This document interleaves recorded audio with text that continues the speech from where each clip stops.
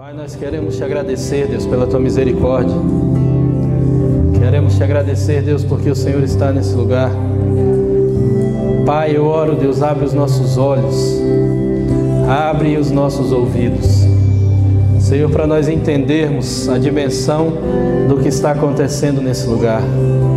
Abre os nossos olhos, Pai, abre os nossos ouvidos para nós entendermos todas as cadeias, todos os grilhões, todas as amarras que estão sendo destruídas, Pai, nesse lugar agora. Nós oramos, Deus, em nome de Jesus, que o Senhor realmente, Pai, nos mostre, nos faça entender, Pai, tudo aquilo que está acontecendo e qual é o Teu propósito, Deus, nesse lugar, durante esses dias que nós estaremos aqui, Pai. Em nome de Jesus, Senhor, eu oro, leva todo pensamento cativo à Tua obediência. Destrói, Senhor amado, toda a fortaleza e toda a altivez e todo o sofisma. Tudo que se levanta, Pai, contra o Teu conhecimento. Destrói. Em nome de Jesus, Pai, que Tua verdade prevaleça, Deus, e que toda mentira das trevas caia por terra. Que todo lugar de morte seja inundado pela Tua vida. Que todo lugar, Senhor amado, de escuridão seja inundado pela Tua luz, porque a Tua palavra diz, Pai, que o povo que jazia em trevas viu grande luz. Que a luz da Tua verdade entre, que a luz da Tua presença entre, e que toda treva de mentira, Senhor, na nossa vida seja dissipada em nome de Jesus, Pai. Nós te agradecemos em nome de Jesus, Senhor. Amém. Amém, querido? Pode sentar. Quem está em pé ainda, né? Glória a Deus, que bom que você veio. Fala para o seu irmão aí do lado, que bom que você está aqui. Você faz parte dos precursores, daqueles que estão abrindo um caminho. Nós estamos aqui com esse propósito de estar aqui toda quinta-feira, adorando a Deus, ministrando uma palavra. E Deus estava me falando aqui agora, que acho que a gente ainda não tem dimensão daquilo que acontece aqui. Nós não estamos só num culto, nós não estamos só num momento. Você não veio aqui só para ouvir alguma coisa, você veio aqui para ser livre. Você veio aqui para ser confrontado com a verdade, para que essa verdade transforme a sua vida. Você veio para esse lugar, para que cadeias na sua vida sejam quebradas. Esse lugar foi aberto justamente para isso nesses dias. Quando nós estávamos cantando ali, eu vi claramente isso. A dimensão daquilo que Deus está fazendo. A dimensão das trevas sendo dissipadas pela luz. A dimensão de Deus entrando com a sua verdade, destruindo as mentiras que nos aprisionam. Então entenda uma coisa, querido, estar aqui é estar aqui com o propósito de ser livre. Vira para o seu irmão e fala para ele, seja livre. Amém? Se você trouxe a sua Bíblia aí, eu quero que você abra comigo em Mateus 24. Amém? Mateus 24, versículo 3. Eu quero falar, queridos, nós vamos confrontar todas as reuniões, nós vamos confrontar mentiras, nós vamos confrontar enganos, nós vamos trabalhar em cima de toda forma de engano que Satanás tem trabalhado para aprisionar, escravizar o povo de Deus. O texto diz assim, Mateus 24, versículo 3: No Monte das Oliveiras achava-se Jesus assentado, quando se aproximaram dele os seus discípulos, e em particular lhe pediram: Dize-nos, quando sucederão essas coisas, e que sinais haverá da tua vinda e da consumação do século? E ele lhes respondeu: Vede que ninguém vos engane. Vamos orar mais uma vez, queridos? Pai, nós oramos, Deus, para que a Tua palavra seja ministrada e ela encontre, Senhor, um terreno fértil. A Tua palavra sempre é, Deus, a boa semente. A Tua palavra sempre é a semente perfeita e ela precisa, Pai, de um coração como um terreno fértil, para que caia, Senhor, e dê frutos a 100 por 1 para a glória do Teu nome. A minha oração, Deus, é que o Senhor possa nessa hora preparar cada coração como um terreno fértil, Deus, para que a tua semente seja plantada e que dê frutos não apenas a 30 ou 60, mas que dê frutos a 100 por um, para a glória do teu nome, Senhor. Nós te agradecemos, Pai, pela tua palavra, pois sabemos que a tua palavra é a verdade e a tua palavra confronta, Senhor, todo o engano, a tua palavra confronta toda mentira, Senhor, e nós queremos, Pai, que a verdade do Senhor prevaleça sobre a nossa vida, em nome de Jesus, Deus. Amém. Amém, queridos. Isso é importante nós falarmos, a gente começar a primeira reunião de quinta-feira oficialmente, falando a respeito do engano. Eu acho interessante esse texto, porque Jesus ele está trabalhando ali com seus discípulos para ele estar encerrando aquele tempo, estava caminhando para a crucificação, e os discípulos param e perguntam para ele: Senhor, nos fala, como é que vai ser, o que vai acontecer antes da tua vinda? E Jesus ele começa falando algo muito sério. Ele diz assim: vede que ninguém vos engane. A primeira coisa que a gente precisa entender é que nos últimos dias que nós estamos vivendo, nesse exato momento, o engano será a principal arma do diabo para confundir as pessoas. Nós vivemos um tempo onde a mente da gente ela é confundida, ela é enganada o tempo inteiro. E muita coisa que você acredita, muita coisa que está dentro do teu coração, da tua mente, muita coisa que você acredita a respeito da vida, muita coisa que você acredita a respeito de você mesmo, muita coisa que você acredita a respeito de Deus, muita coisa que você acredita a respeito da igreja, tem muito engano envolvido nessa situação. Satanás ele tem trabalhado de uma forma muito sutil para enganar, e Jesus vai continuar falando, e lá na frente ele diz: se possível, ele vai enganar até os escolhidos, até aqueles que já estão resolvidos, os que estão salvos. E nós percebemos, querido, dentro de uma visão prática do Evangelho, que não existe uma guerra entre Deus e o diabo. Satanás não está lutando contra Deus como se Deus tivesse uma queda de braço com o inimigo, nem com Jesus, porque Jesus é muito maior, Satanás não dá nem para o começo, vamos pensar assim. A Bíblia fala que em Apocalipse, no final da coisa, quando o negócio estiver pegando, Jesus vai dar um sopro com a boca dele e vai destruir o inimigo. Você vê o nível da coisa. Esse dia eu estava conversando com meu filho, já tem um tempo, e falando assim: você imagina o poder de Jesus. Porque ele chega no final, no momento final, ele não precisa dar nem um tapa, nem um peteleco no diabo, ele assopra. Então não existe uma guerra entre Deus e o diabo, não existe uma queda de braço, como muitas vezes a gente aprende. Mas entenda uma coisa, querido, existe uma guerra entre a verdade e a mentira. Existe uma guerra agora na tua mente entre a verdade e a mentira, e Satanás está plantando coisas o tempo inteiro para que a gente não consiga viver a verdade de Deus, para que a gente não consiga entender a verdade de Deus sobre a nossa vida, sobre todos os aspectos. Porque você vai perceber que existe uma dimensão do reino de Deus e existe uma dimensão do sistema que nós vivemos. A Bíblia fala que o mundo, dentro de um contexto de sistema, ele jaz no maligno, ele está morrendo no maligno, afundando nas mentiras do diabo. A Bíblia chama Satanás de Deus deste século, Deus deste sistema. Então ele tem uma certa influência e uma certa, vamos dizer assim, ele conquistou algumas coisas que ele tem autorização para fazer. E uma dessas coisas que ele consegue fazer de forma muito bem feita é enganar as pessoas. A Bíblia fala que Satanás ele se apresenta como um anjo de luz, que os demônios se apresentam como ministros de justiça. Eles vestem uma roupagem para enganar as pessoas. Eles vestem uma roupagem para colocar aquela situação que a gente acredita ser de Deus, colocar diante de nós algo que é enganoso, mas a gente acredita que é de Deus.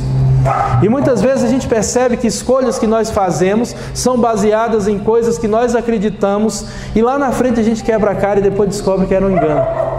Às vezes por falta de oração, às vezes por falta de buscar de fato a Deus, às vezes por uma falta de intimidade, a gente vai caminhando na vida, entrando em diversos enganos, e de repente a gente percebe o quanto esse negócio é prejudicial. Por que é importante a gente pensar nisso, querido? Porque você vai perceber que durante toda a sua história você veio construindo conceitos. Durante toda a sua história você foi construindo conceitos. Você acredita em várias coisas nesse exato momento. E é importante a gente confrontar muita coisa que a gente acredita, para a gente saber se aquilo está certo ou errado.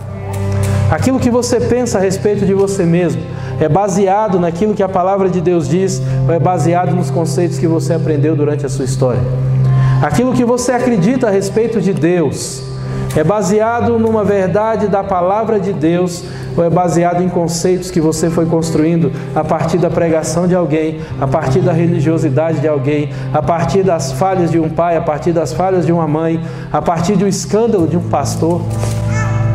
Quantas pessoas não enfraqueceram na sua fé porque um dia acreditaram que aquele pastor era um representante de Deus, e talvez até fosse, de repente ele falha e a pessoa associa a imagem de Deus com aquele líder.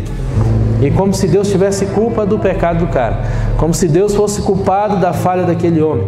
E muita gente vai afundando nisso. E a gente precisa entender, querido, que o Evangelho ele é feito de verdade. Existe uma coisa que precisa ser plantada no nosso coração e precisa se tornar algo muito forte. Nós precisamos entender que a palavra de Deus diz que a verdade ela pode te libertar ou ela te liberta. Só que não é só aquela coisa de você ter informações sobre essa verdade. O texto diz: e conhecereis a verdade vos libertará. O processo de conhecer é algo muito profundo. Para a gente, na mente ocidental, com influência da mente grega, nós temos a ideia de que conhecer é ter informações a respeito de alguma coisa. Na palavra de Deus, conhecer é ter intimidade profunda. É conhecer na intimidade, é andar junto. E aí a gente começa a perceber algo interessante. Por quê? Porque se a verdade liberta, isso é um princípio, a mentira te aprisiona, isso já foi dito. E isso é muito sério, porque a gente pensa, por que a maioria do povo cristão não é livre? Por que a maioria do povo cristão não vive a plenitude do Evangelho de acordo com o que a palavra diz? Por que as estatísticas da igreja são tão ruins quanto as estatísticas lá de fora? Por que você olha para dentro da igreja e as pessoas se separam tanto quanto lá fora? Por que as pessoas da igreja hoje estão sofrendo tanta depressão quanto quem está lá fora? Por que os cristãos hoje estão se matando no auge da sua vida, talvez tanto quanto quem está lá fora? Qual é o erro? Qual é a coisa que não está encaixando no meio dessa caminhada toda?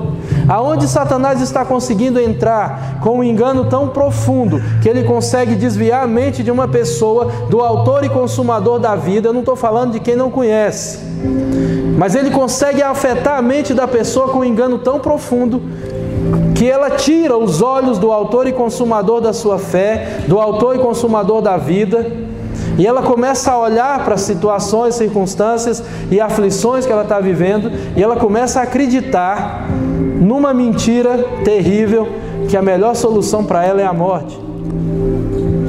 O que acontece na mente de uma pessoa dessa? Ninguém adoece de uma hora para outra, querido. Nós estávamos falando isso no parque. Ninguém fica com depressão de uma hora para outra. Ninguém pensa em suicídio de um dia para o outro. Amanheci hoje, tomei cabelo despenteado e vou me matar. É um processo de engano. Por isso que eu estou falando aqui, nós trabalhamos e vamos confrontar no nível pesado todas as artimanhas de Satanás que tem roubado. Por quê? Porque nós vemos o engano acontecendo o tempo inteiro. Jesus estava falando, nos últimos dias vão acontecer muitas coisas, mas no discurso dele ele começa dizendo: vede que ninguém vos engane, porque vai ter muita coisa sendo dita, tem muita mentira sendo dita, tem muito barulho sendo dito. Sabe de uma coisa, querido? A gente precisa entender como é que foram construídas as coisas que a gente acredita. Nós não acreditamos porque a gente um dia disse: não, eu quero acreditar nisso porque eu acho que é verdade. Muitos dos conceitos que nós temos foram plantados, foram ensinados durante a nossa história, quando a gente nem tinha condições de questionar. Muita coisa que você passou a acreditar a respeito de Deus veio a partir de coisas que te ensinaram de forma errada, e você foi construindo aquele negócio que você chama de Deus. Sabe qual é a coisa mais interessante, querido? É chegar uma hora e pensar: cara, eu não conheço a Deus.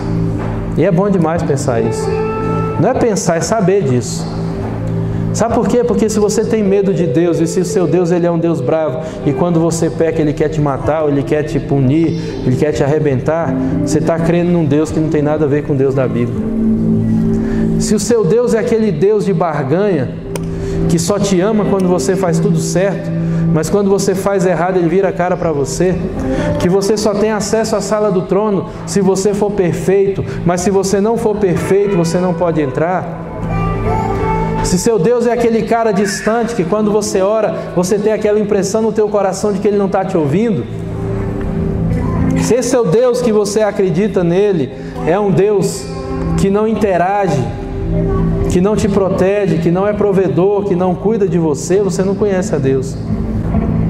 Se seu Deus ainda não conseguiu entrar no teu coração e ocupar toda a lacuna espiritual, emocional, da ausência de paternidade, da ausência de maternidade, da ausência dos seus pais, mesmo que você tenha pai e mãe, se o seu Deus não conseguiu preencher, porque mesmo tendo pai e mãe, eles falharam. Os pais da gente não são perfeitos. E aí, quando a gente começa a entender isso, nós começamos a perceber que a nossa vida começa a desenvolver algumas coisas, e algumas carências, e alguns conceitos. E a Bíblia fala que Deus, Ele é pai dos órfãos, juiz das viúvas, e Ele faz uma coisa interessante. Ele pega o solitário e faz o solitário habitar em família. Sabe o que o solitário precisa, querido? O mundo está dizendo assim, o solitário precisa de mais um parceiro. O solitário precisa de mais uma balada, de mais uma dose de alguma coisa. E Deus está dizendo, o solitário precisa de uma família. Só que você vem, às vezes, de um histórico de família, onde a sua família não funcionou direito. E você pensar em família é um trauma. Pensar, não, caramba, se Deus vai me levar para uma família, eu vou sair fora. Sabe por quê? Porque você tem conceitos dentro de você. Você acredita em coisas e essas coisas precisam vir à tona, elas precisam ser reveladas. Às vezes a gente não é sincero, querido, com aquilo que a gente acredita. Às vezes a gente não é sincero com as coisas que estão dentro de nós, com aquilo que a gente realmente acredita a respeito de nós mesmos, a respeito de Deus. Vamos ler o texto de 2 Coríntios 10:4, que é um texto muito conhecido. 2 Coríntios 10:4 diz assim: porque as armas da nossa milícia não são carnais, e sim poderosas em Deus, para destruir fortalezas, anulando nós sofismas e toda a altivez que se levante contra o conhecimento de Deus, e levando cativo todo pensamento à obediência de Cristo. Amém? Esse texto aqui, ele fala algo interessante. Primeiro, nós temos armas. Depois ele diz que essas armas só funcionam se forem em Deus. Se você não usar essas armas dentro de um propósito de Deus e debaixo de uma direção de Deus, não funciona. Por isso tem muito crente que vai para monte, vai para campanha, faz um monte de coisa hora a hora e não acontece nada. Porque estão usando muitas vezes as armas do jeito errado, querido. E sabe o que acontece? O texto continua dizendo assim, que essas armas, elas são poderosas em Deus para destruir fortalezas. Essa palavra fortaleza no original, ela tem um significado, um deles é uma coisa interessante, é algo que alguém confia. Algo ou alguma coisa que você confia, ou alguém, né? E isso é interessante porque essa fortaleza, ela não está no nível só de uma coisa simples, é um nível de proteção que nós acreditamos nisso. Por isso que essas fortalezas, elas são levantadas na nossa mente e a gente começa a resistir à verdade de Deus.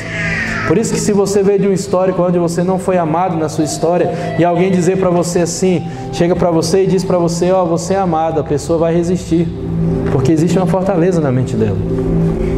E aí sabe o que acontece? A pessoa diz assim para você, você é digno de ser amado, mas você foi tratado com rejeição a sua vida inteira. Sabe qual é a coisa que vem na tua mente? Eu não sou digno de ser amado. Porque existe uma fortaleza construída desde quando você é pequeno. E isso vai de 0 a 100, irmão. Isso vai das palavras que você ouviu, da maneira que você foi tratado e dos conceitos que você foi construindo na sua mente. A maior dificuldade das pessoas hoje, que a gente percebe quando a gente está falando em termos de vocação e vida, não é saber qual é a vocação, não é saber o que Deus deu de dons, não é saber um monte de coisa desse tipo, é acreditar em si mesmo. As pessoas não acreditam em si mesmas porque elas andam em cima de um engano, de uma mentira. De uma mentira que muitas vezes foi liberada pela boca dos pais. De uma mentira que muitas vezes foi liberada num sistema que você viveu de família. numa mentira que foi liberada na escola, numa mentira que foi liberada às vezes por causa da brincadeira, dos bullying na escola. E essas mentiras vão encontrando lugar no nosso coração. E a gente vai construindo conceitos. E agora eu te pergunto, você já parou para fazer um levantamento das fortalezas que existem na tua mente? Você sabe como é que identifica as fortalezas que tem na tua mente? Às vezes a gente pensa, cara, é difícil. E às vezes é porque elas são bem profundas. Mas você vai descobrir que as fortalezas que estão na tua mente, elas estão diretamente ligadas aos seus argumentos. Qual é o seu argumento que você usa para resistir à vontade de Deus? Qual é o argumento que você usa para resistir à palavra de Deus quando a palavra de Deus é ministrada na tua vida? Quando alguém diz para você, você é amado, qual é o argumento que você usa para dizer que não é amado? Você vai dizer assim, cara, se eu fosse amado eu não teria passado por isso. Se Deus realmente me amasse, eu não teria vivido essa situação. Se Deus realmente me amasse, eu não estaria vivendo isso agora. Deus estaria fazendo aquilo que eu acho que Ele tem que fazer. Se Deus realmente... Quais são os argumentos, querido? Me fala seu argumento, eu te falo a sua crença e você vai descobrir qual é a fortaleza que tem na sua mente. A gente às vezes começa a viver o Evangelho, mas a gente não mergulha nas fortalezas que a gente construiu. E a gente vai resistindo à verdade de Deus e a gente vai perdendo a melhor parte. Porque quando a verdade de Deus começa a entrar na nossa vida e a gente começa a viver isso de fato, a nossa vida começa a ser transformada. Eu compartilhei um vídeo esses dias, um vídeo de um médico, acho que muita gente aqui recebeu. E esse médico, ele estava falando a respeito do perdão, ele é um cardiologista. E ele estava falando a respeito de doenças do coração, doenças da alma. E ele estava dizendo que a falta de perdão, no meio de tudo aquilo que você pode encontrar de problemas, a falta de perdão talvez seja um dos principais motivos de doenças que as pessoas carregam hoje. E ele estava falando algo interessante, eu estava conversando com o pessoal aqui na reunião, acho que com alguns irmãos, e ele fala que antigamente as pessoas tinham um conceito de qualidade de vida. Antigamente as pessoas diziam assim, não, nós temos que ter qualidade de vida. E a qualidade de vida de antigamente era relacionada diretamente ao que o Sérgio até falou, o sonho americano, que é ter uma casa boa, 2, 3 carros na garagem, poder viajar todas as férias, ter condições financeiras para comprar coisas. A mentalidade que foi construída, que isso é um outro engano maligno do sistema que a gente vive, a vida não se resume em ganhar um dinheirinho para poder viajar, poder comprar carro e casa. O Evangelho é vivido em cima de propósito. A vida se resume, de fato, e ela só faz sentido o dia que você encontra o propósito da tua vida. Eu estava lendo uma frase daquele mergulhador que salvou as meninas lá fora, lá dentro do negócio da Tailândia. Vocês viram essa frase? O cara disse assim, eu sou mergulhador por prazer há muitos anos. E eu nunca soube, nunca entendi o propósito. Às vezes eu me perguntava por que eu faço isso. E ele falou assim, hoje eu entendo. O motivo que eu treinei a minha vida inteira foi justamente para essa hora. Irmãos, aqui me arrepiei todo. Eu falei, meu Deus. Porque o cara está dizendo, eu treinei a vida inteira, eu mergulhei a vida inteira. Às vezes não entendi o propósito, mas amava aquilo. E de repente ele se pergunta, para que é isso, Deus? Qual é o propósito disso?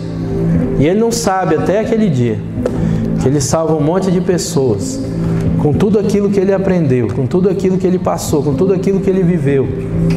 Por isso que a vida não se resume nisso que o mundo está dizendo.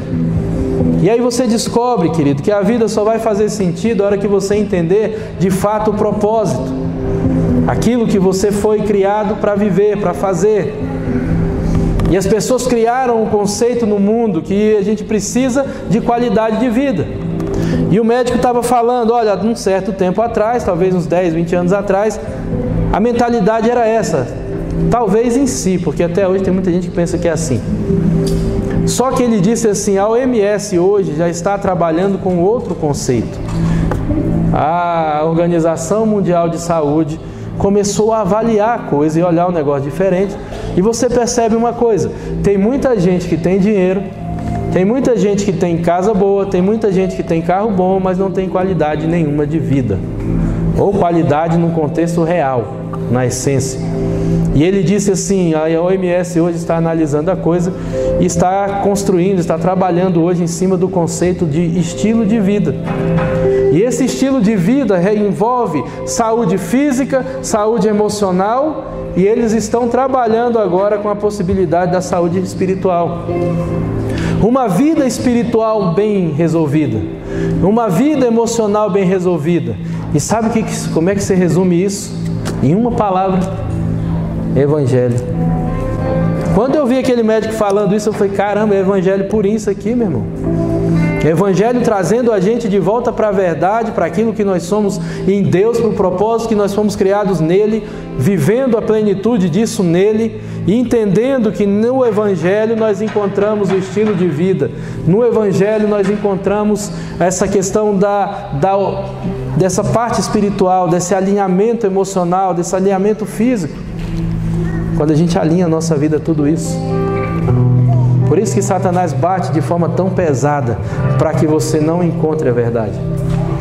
Por isso que o inimigo vai bombardear você o tempo inteiro, para que você viva envolvido em engano. Porque o dia que você descobrir quem é Deus e quem você é, você vai dar trabalho para o inimigo. O dia que você entender primeiro quem é Deus e quem é Jesus Cristo, porque se você não entender isso, você não vai entender nada.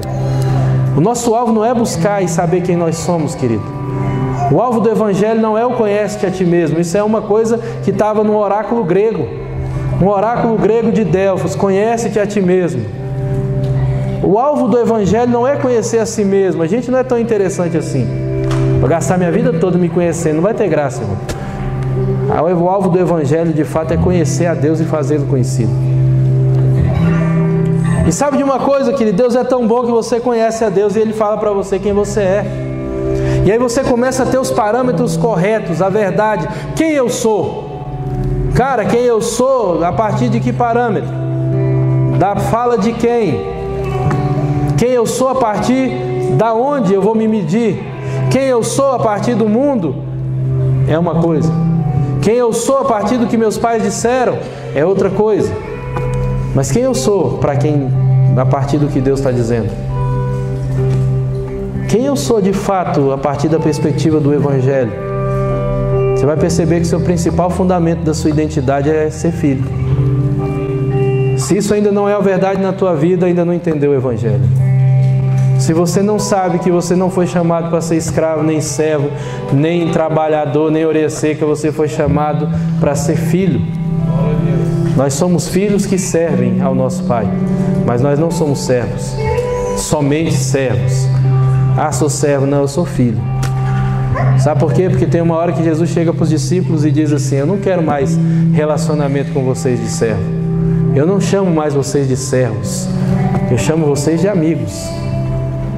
Eu não quero mais o seu trabalho. Eu não só quero só os seus dons, porque os nossos dons... Meu irmão, eu acho até engraçado você achar que Deus está atrás de seus dons. Seus dons foi Deus que te deu. E não impressiona em nada em Deus.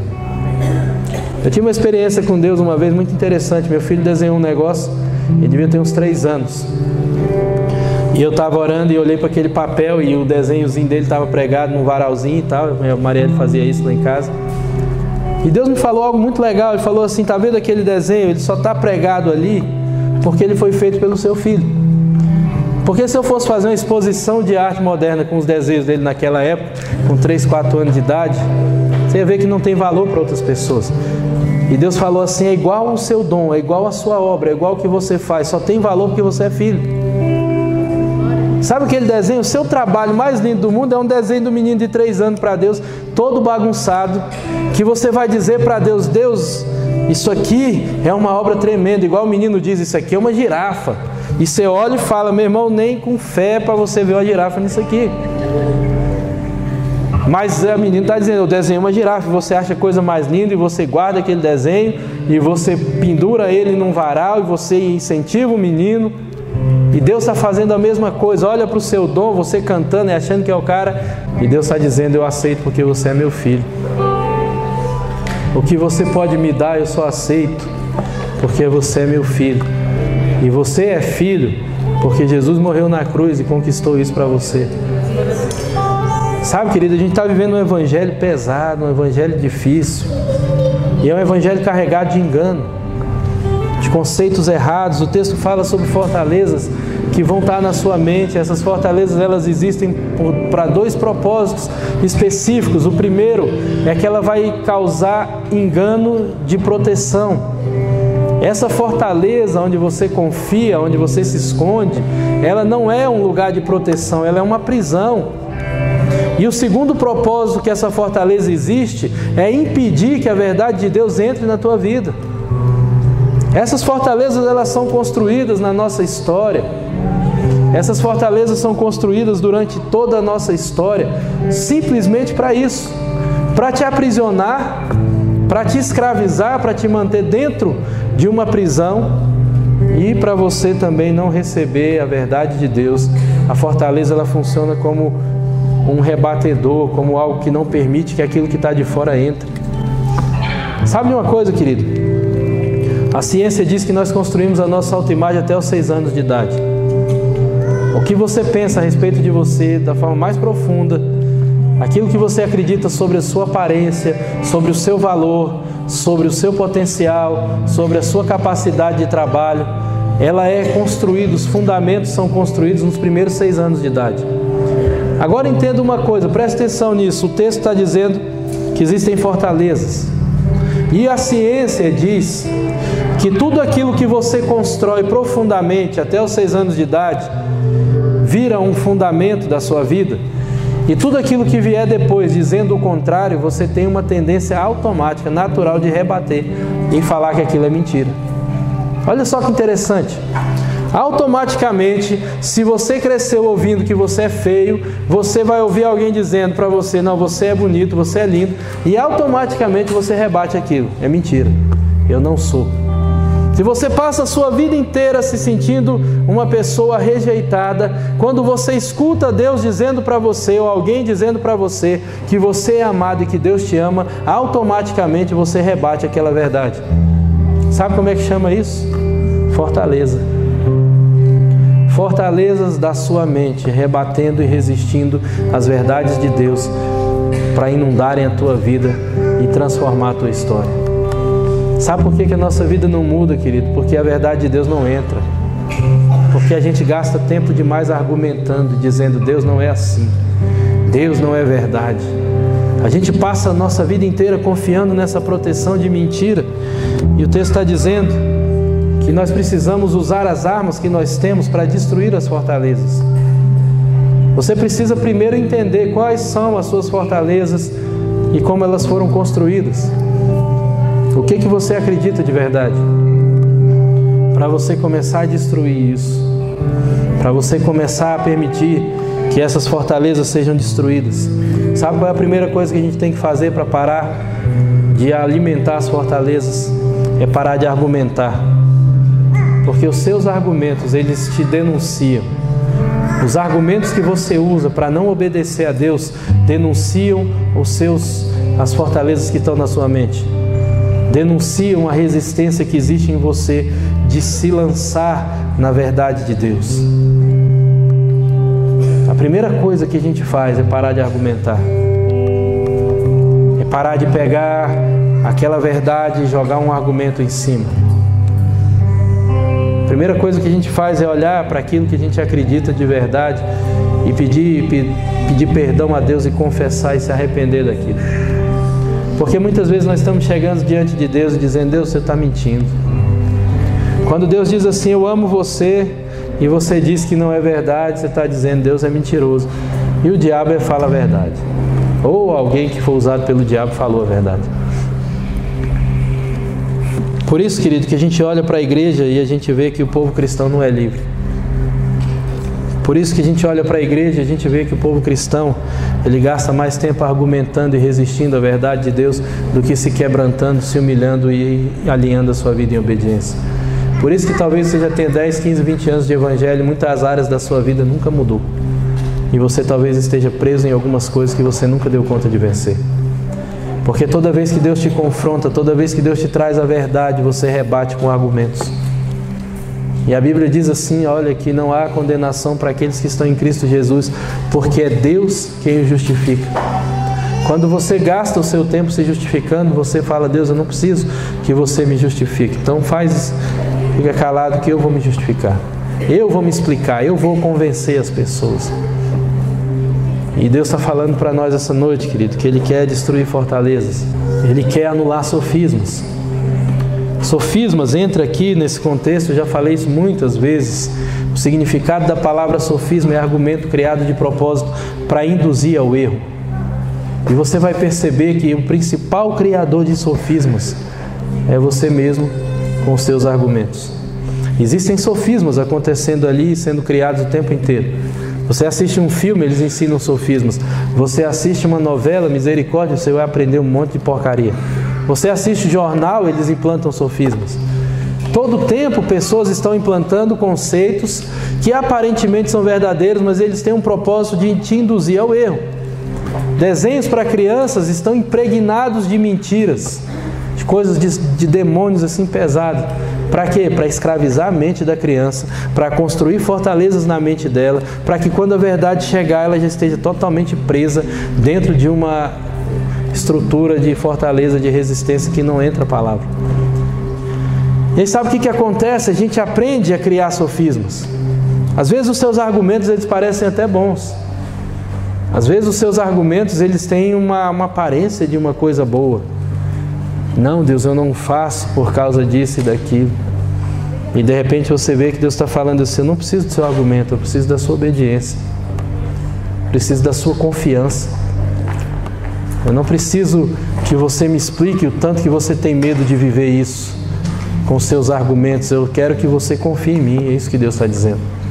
Porque a fortaleza, um dos significados que eu falei, é um lugar onde você confia, alguém que você confia, algo que você deposita a sua confiança. E se você argumenta e rebate o que Deus está te dizendo, é porque você está dizendo assim, eu estou depositando a minha confiança no que eu acredito. E automaticamente está dizendo a Deus, eu não confio em você, nem na tua palavra, nem no que o Senhor está dizendo. E aí sabe qual é o resultado disso, querido? Cativeiro, escravidão, a vida passando e os potenciais de Deus sendo desperdiçados, que Deus te deu, a vida passando e os seus dons sendo enterrados, a vida passando e os talentos sendo enterrados e você fugindo. E sabe qual é o resultado disso? O resultado está dizendo aqui, levando todo pensamento cativo à obediência de Cristo. Isso aqui é um princípio, todo princípio é neutro. Se o pensamento pode ser levado à obediência de Cristo, ele também pode ser levado à obediência de demônios. Numa prisão, num cativeiro, e muita gente hoje tem a mente escravizada e presa num cativeiro. Pensamentos negativos, pensamentos de destruição, pensamentos de inferioridade. Sabe o que aconteceu? Sua mente foi levada cativa à obediência de demônios. Quando Deus fala para você assim, olha, faz isso e isso e obedece, e você resiste, argumenta e não obedece a Deus, você acaba obedecendo a uma direção do seu pensamento preso num cativeiro onde demônios estão conduzindo você a obedecer a vida, às ordens deles. E é uma realidade, irmão, nós estamos aqui para isso, aleluia. Dá uma glória a Deus aí, Vaz. Eita, o povo nem pisca, vamos ficar em pé, irmãos.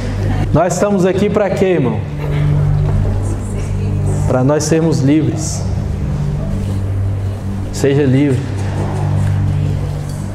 Seja tudo que Deus quer que você seja. Não confiado na força do teu braço, irmão, mas confiado em quem falou.